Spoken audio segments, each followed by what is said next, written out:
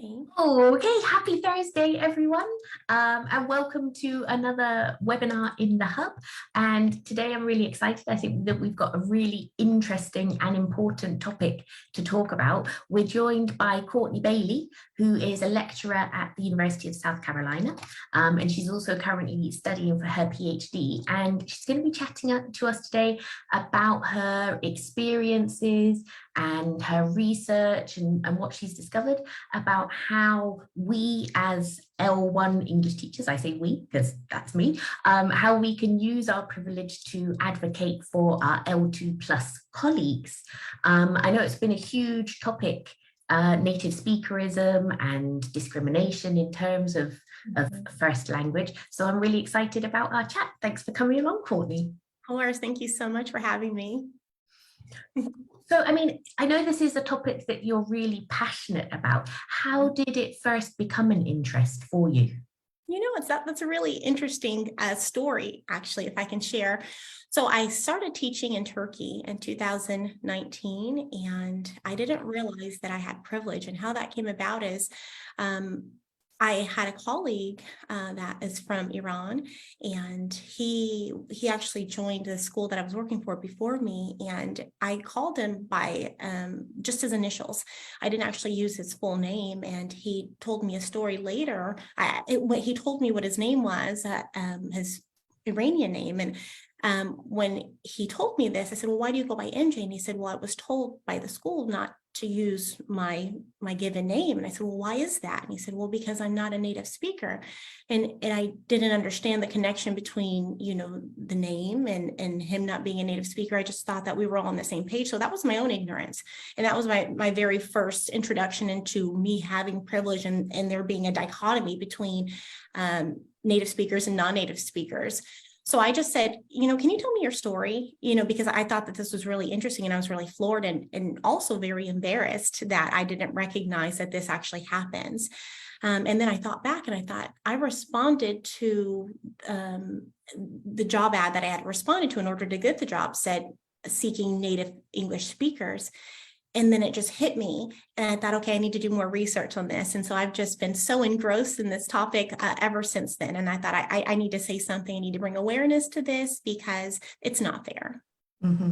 And I mean, I think MJ's story is one that probably all of us have had at some point. I remember a school I worked at, and one of the teachers was just introduced as Mary. A few years later, I met her when she'd left the school, and I was like, "Hey, Mary." She's like, "Oh, can you please call me Maria?" I hate the name Mary, and exactly adopt it, or forced to be called it for a couple of years. And I wonder as well whether that's kind of the fear on the part of the employers of, the backlash that they worry about getting employing L2 plus speakers. Exactly. And I definitely think it is. I think that it's, to people that say that English is offered as a course makes it's a competitive market, and so to say that they have L1 speakers, that makes them, I think, that much more attractive. And that's fine. I think that it's great to market to that community or to that demographic of teacher, but I think that it should be balanced. As far as having L1 and L2 teachers, because we can both equally bring something to the table. And I just think about it, how backwards is it to say that we're going to teach English to these English learners, but to say, but you can't be an English teacher. This is not a goal that you can attain, because they're only putting people that are L1 speakers in front of them. So I just think that that's extremely counterproductive, and we need to change the way that we're doing things. Yeah, absolutely. I remember a colleague, well, I've never actually worked with him, actually, a guy called Jack. He said something similar years ago. He was like, come learn English, but you'll never achieve this level. Exactly. It's ridiculous. I mean, I know some really, really proficient Spanish English speakers who would put me to shame probably if I ever had to go up against them in a formal exam. Absolutely, absolutely, and it did make me reflect on myself, and I thought then I kind of developed an imposter syndrome, because I was thinking, did I get here because of my passport and what it says, or did I get here because of my credentials and experience? And so then I kind of questioned myself, and I don't think any teacher should have to question themselves. I definitely think that reflection is in order. I definitely want to be the best version of myself for my students and for my colleagues. But it thrust me into a model position that I'm not sure that I wanted to have in the first place. So, and it's funny that you talk about Spanish. My background is as a Spanish teacher. I started in education as a Spanish teacher, and I'm a non-native teacher of Spanish. But I loved it. I enjoyed it. And I wanted to prove myself, but I never felt here in the United States that I had to prove myself. It was just because I wanted to. But it's so different in other parts of the world when it comes to English specifically. So I could speak from being a teacher and a native, from a native perspective and a non-native perspective. Yeah, I mean, it's so true, because I mean, I learned English, not English, I learned French, Spanish, and German at school, all with, non-native teachers, with people who were from the UK, and it never occurred to me that they weren't good teachers. It was never. And if we did have someone who came who was a native speaker of the language, it never felt like any sort of difference. They were teaching me the language, and their knowledge of the language was much better than mine was, and they were good teachers. I mean, what more do we need? Exactly. But there's so many people that feel differently, specifically about, I would love to do the studies, run numbers and statistics about, different languages. But when it comes to English, it's there's a certain variety or a certain standardness that we talk about. And I was, after, I had heard MJ's story, and he and I are super close now, and he's my best friend, and I adore him, because I'm thankful that he really opened my eyes to this. But I thought, okay, I'm thirsty for more knowledge, so I changed. When I went into my PhD program, I said, okay, I'm going to change my dissertation topic. It's going to be the disparities between native and non-native teachers of English, and how we can kind of mitigate those disparities. And so I started doing lots of research, and there was a CATASOL article that I came across by somebody by the name of Kathleen Berger, and she was talking about the privilege that she had that she didn't realize that she had, and it just really kind of helped me put things into perspective and really find a direction and a purpose, my own purpose. And so I said, okay, I really want to stand on this, and I want to spread the word, and I want to influence others that are in my same position to do the same. Awesome. And so in terms of doing this as your PhD dissertation research project, what does that kind of involve in terms of the direction your research is taking? I am doing a qualitative study, and I haven't fine-tuned everything yet, but I know that when I think about my end goal, because I want to walk in purpose, my goal is to make sure that we understand that not as L2 speakers of English that are teachers can contribute equally, if not better, than native speaking teachers. And so I want to look at, the language that we're using. We're very highly discriminatory, when we talk about native and non-natives, and we're actually adding to that dichotomy and to the way that we understand that there's differences. Of course, there's differences, but those differences can be beautiful. It can contribute in great ways. So I want to make sure that I'm advocating for my non-native English speaking teacher counterparts. And I mean, obviously it is a global problem. Here in the European Union, we're lucky now that there is this law through the Charter of European Union that you can't discriminate against people because of their first language. But it's obviously a problem that's still rife in Asia in terms of even getting a visa to be able to study. I mean, obviously the companies supposedly can only advertise for native speakers or people of particular passports. And then when you question that, they say, but it's not us, it's the government. What do you think? I mean, big picture question here, but what do you think we could do to start seeing some change in other areas of the world? Yeah, well, it's radical, but I think we should push back, and you're absolutely right. There are, and I don't think that a lot of people know that there's different circles of English, and there's like the big six that are on the inner circle. So that those big six are, the United States, Canada, England, New Zealand, Australia, and South Africa. And so, we really see that a lot of these job offers are seeking people from these specific nations.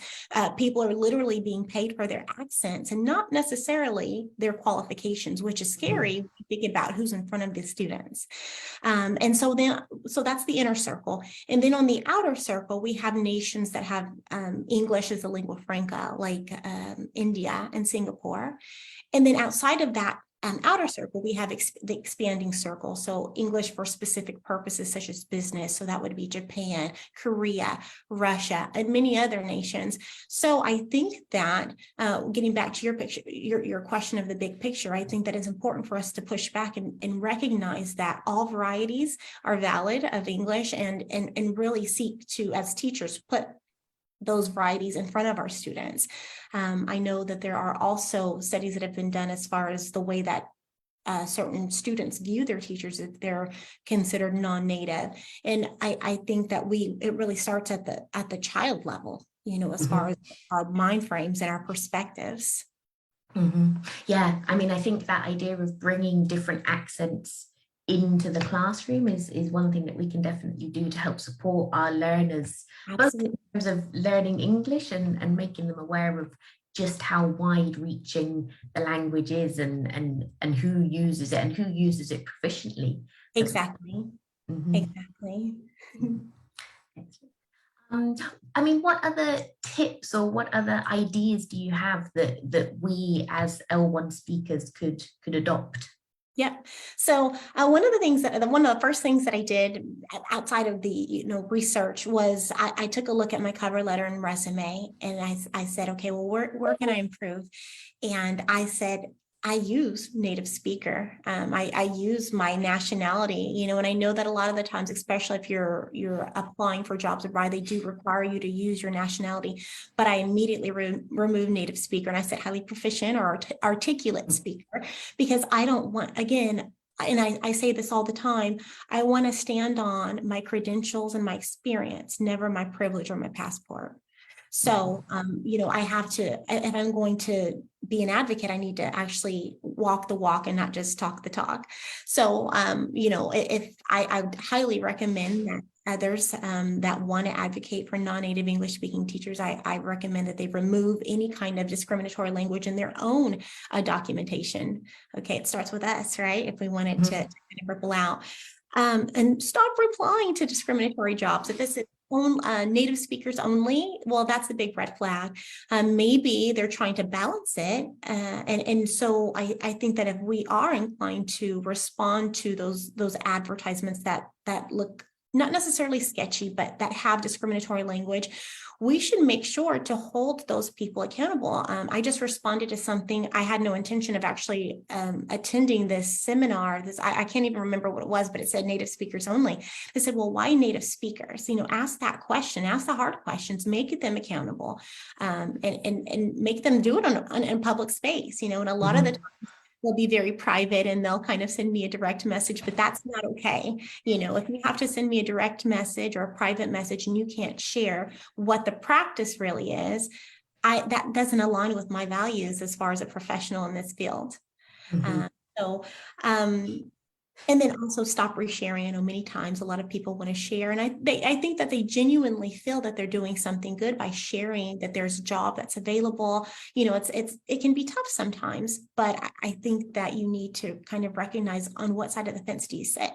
Are you going to be for everyone? Are you going to try and work towards this inclusive space, or are you going to kind of be for yourself and make it more exclusive? And that's really up to the individual person. But again, we're this large group, this large space, and so we want to make sure that it's well represented. At least that's my opinion.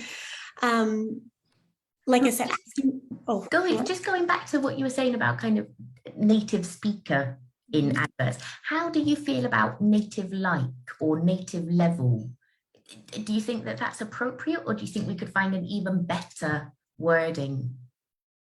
I think highly proficient. Highly proficient is probably a great way to go. I think it's really hard because even for myself, I speak about this, but I'm still using these terms. And what it is it puts us into this box. I'm this or I'm this. But highly proficient, there's some gray area. It's kind of ambiguous. And so I think that that's probably the way to go. But, you know, I know that once we've been using terms and when we see these terms all over the place, it's really hard to switch and kind of use something that's more politically correct, so to speak. And I think as well, like you'll quite often see C2 level. That always gets me because I haven't done a C2 English exam. I mean, I assume I've got a good level because I've grown up speaking the language. But if you suddenly sat me down to do an exam, I would exactly to do it well, I think. Exactly. Well, and and it's so interesting that you say that because it's that meta language as we have an intuition as people who have grown up speaking it as our first language. But, if you were to sit me down and ask me to take an examination, an assessment, I don't know how well I would fare with that. And, it's really evident because I also work for the International TEFL Academy. I'm an international teacher trainer. So what that means is I'm equipping these individuals with not just the pedagogy and the practices, but also, how do we teach language? And I realized that sometimes I really need to check myself and reflect upon myself and study and make sure that I understand as the exemplar, as the teacher trainer. So I realized that I'm not as equipped as maybe some of my L2 teaching counterparts. And I mean, it's going off on a slight tangent now as well, but it is something that really frustrates me about these C1 and particularly C2 level exams is that they're so focused on academic language and on language that really the majority of first language speakers don't use Exactly. in a natural conversation. And there's nothing about the fluency. I mean, that it's measured, but there are some really good English speakers who speak really fluently, but don't have that academic language, and so wouldn't get it would really be a challenge for them to get that C2 level, and that just seems so unfair as well. It is, and we have to see, what is it measuring? What is this examination measuring? And is this relevant to the goals and the aims of the student? And so I think that sometimes we've got it backwards. We're teaching to a test that perhaps no one really even cares about. Maybe it's more of that informal jargon, being able to understand movies and podcasts and blogs and things like this. That's completely different than what we're seeing in some of these big assessments. So maybe even rewriting assessments, maybe that's where it comes in. And just like I said, just really understanding what's relevant to the 21st century learner. And how can we equip, how can we empower everyone that wants to be a teacher? I mean, being a teacher is such a noble job. I think I'm so proud to call myself an educator. But again, I don't want to be an educator in a space where I'm only here because I speak my accent sounds, I have an American accent because I have an American passport. That's not who I want to be, and that's not what I want to be known for. I want to be revolutionary in my field, and I want to be referred to as someone that is highly qualified, but because I did the work, not because of anything else. Yeah, absolutely. And going back to as well what you were saying about adverts and how we can respond to them, like as I mentioned, here in Europe we can back this up with this is a legal requirement. Is there something similar in the States? That's a really good question. I'm not sure that I'm qualified to answer on that. I'm not sure. I know that we cannot have discriminatory practices, and there's a specific language and very explicit language that says that we cannot discriminate based off of series of different things. But of course, there's certain visas, and there's a whole entire process there, and as far as getting qualified individuals into the United States. So long as they have a valid work permit, I don't believe that they can actually discriminate based off being, being teachers being L2 or subsequent. Yeah. And I mean, do you feel, I know in the UK in the past, there were, ratios, quotas for people with disabilities, so that there was practices within the workplace that allowed equal opportunities. Do you think something like that, worldwide in terms of language schools could be a good move? Oh, absolutely. I think that anything that kind of levels the playing field, but then it also allows others to come in that are, like I said, that are completely proficient and qualified to teach. I think that would be an excellent move because, as I said, it goes back to the varieties and the standardness, and I hate to say it, but there is a historical perspective when it comes to, with any language, there's a historical perspective, but with English in particular, it goes all the way back to colonialism, and we can speak a lot on that. But to kind of write things and to recognize that, it's not, there shouldn't be a pureness or an authenticity. I think that, when it comes to language, it can be all across the board, and by incorporating something where we have to hire so many certain speakers, I think that it could be a step in the right direction for sure.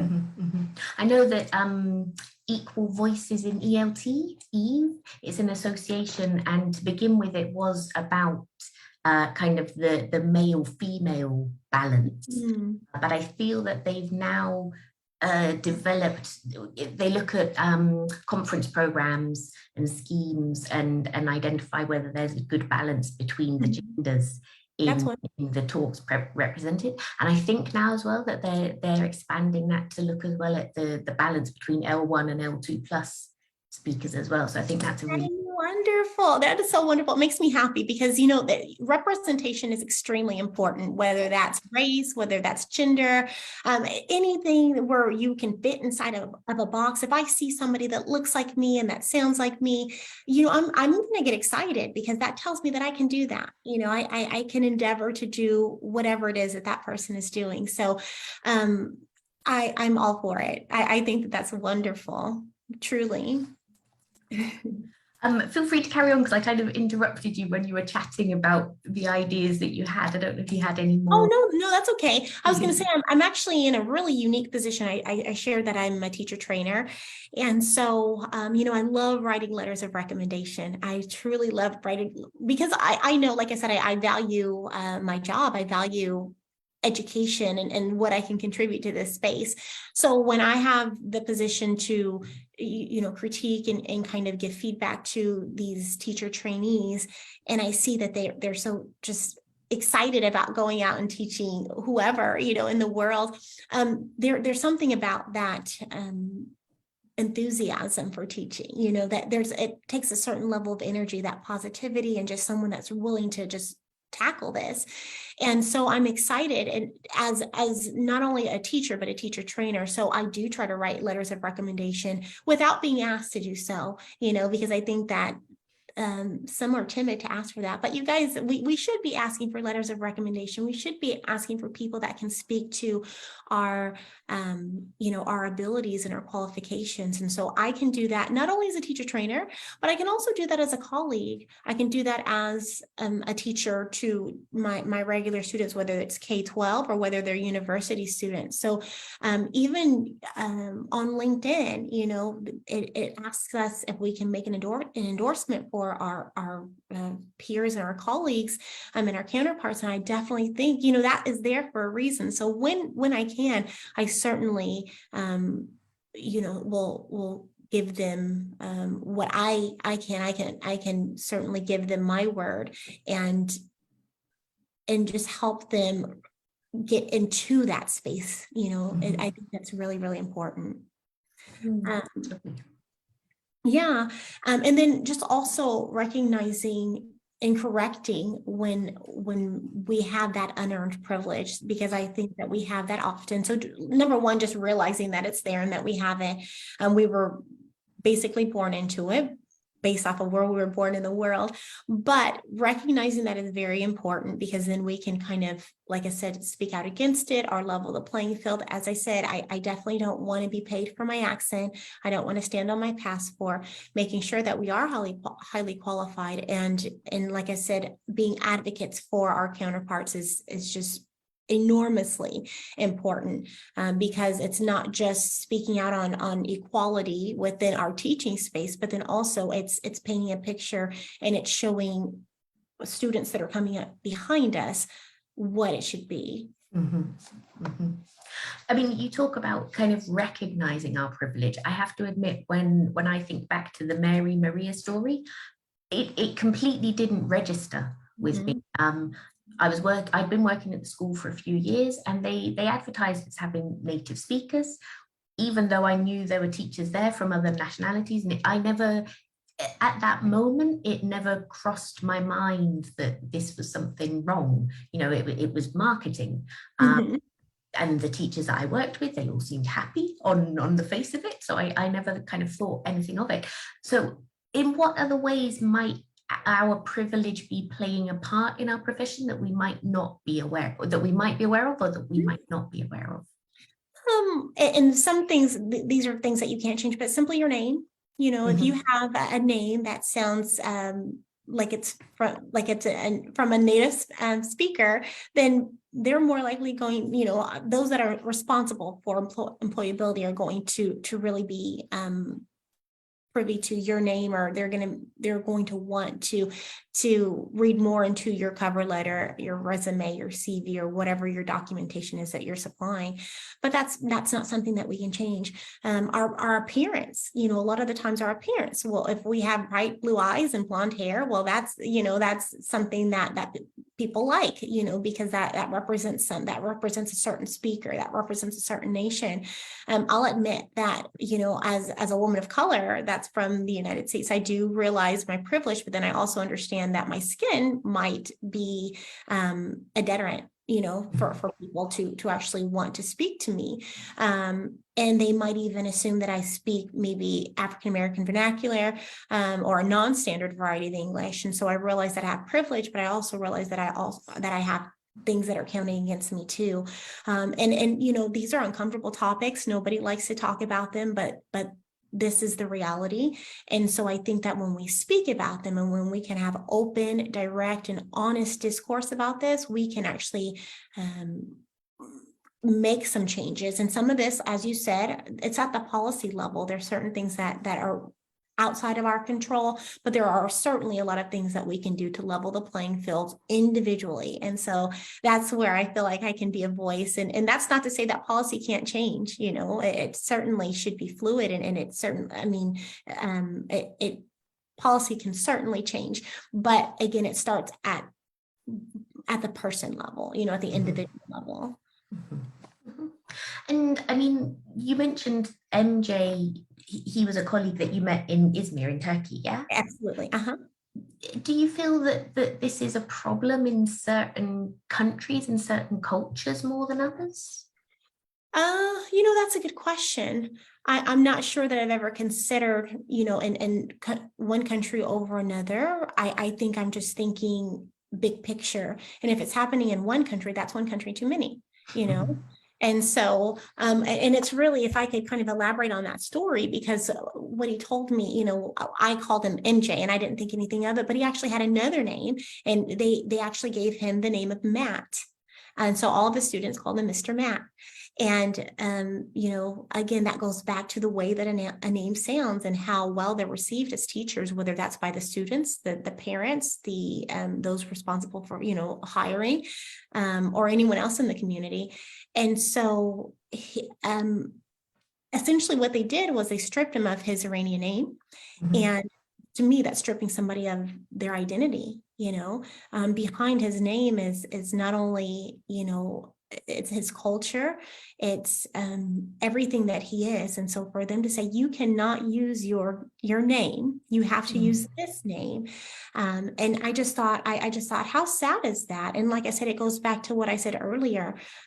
He is representing his nation, he's representing his people, and he's representing the fact that someone from a non-Anglophone country can develop and be extremely qualified, but still be looked down upon because he's not from an Anglophone country.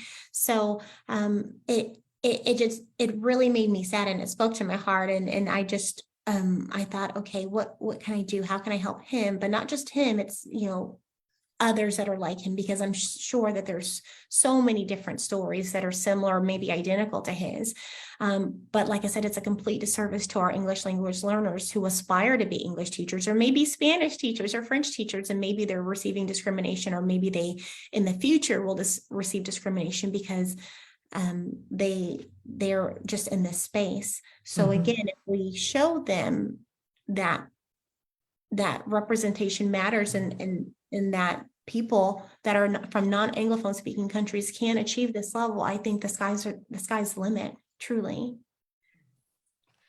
I mean, thinking about like what we can do within our classrooms as well, how else can we help our students to see the benefits, the wonder of having different in that L1, L2 plus English teachers? Yeah. So I think that it starts with, what is our curriculum? What does our syllabi look like? I actually just before we jumped on this Zoom, I had a lesson with a student that is in Oman, but she's from Spain, and she's an adult student. It's an online class. And we were listening to a recording, and she struggled with something. And I said, well, I didn't recognize, I just because I hear so many varieties of English, maybe I don't even listen to those accents anymore.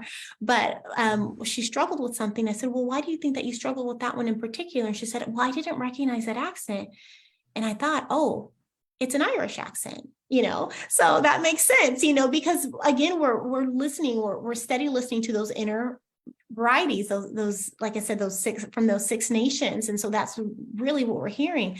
I can remember being in Izmir, teaching at the university, at Yashar University, and one of my students, we had a listening exam, and one of the speakers was from Spain, but she was speaking English, and of course she had an accent, and the students reported that they really struggled because they had never heard that accent before. So I think that it starts with us as teachers actually writing these different accents into our syllabi, so that way we can expose them and they can have a more emphatic ear, and they can be, like I said, world English is certainly important, and realize that it's not just these six nations or the inner circle, but also the outer circle, the expanding circles, and even beyond that.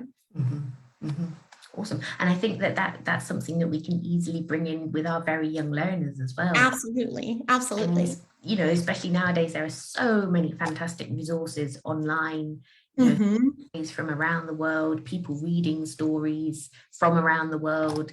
So, it's something easily that we can bring in.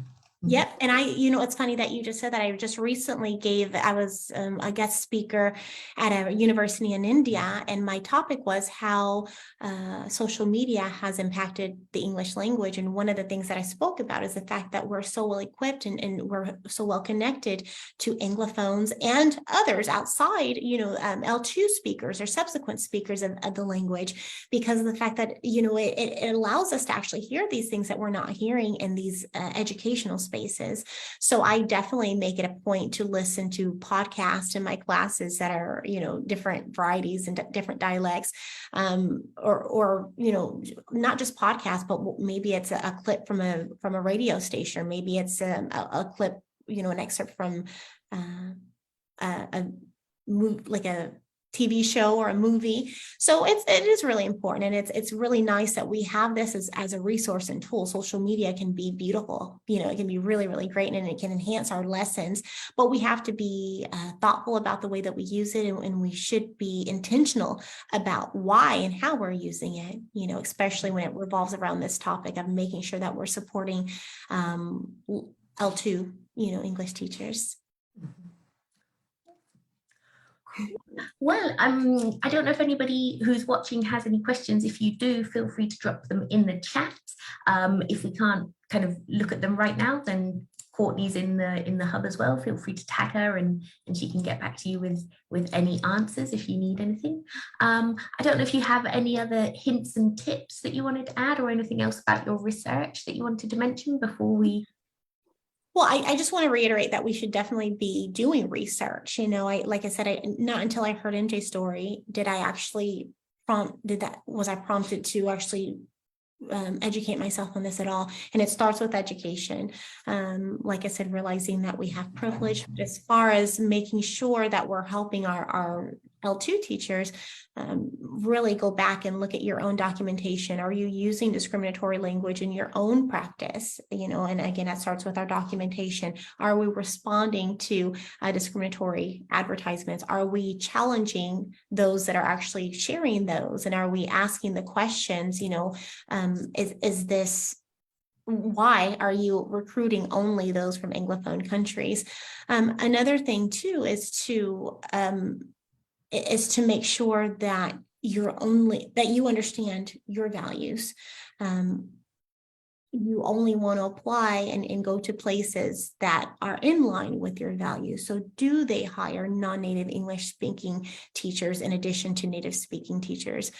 Are they educating and are they empowering everybody that's in that particular space?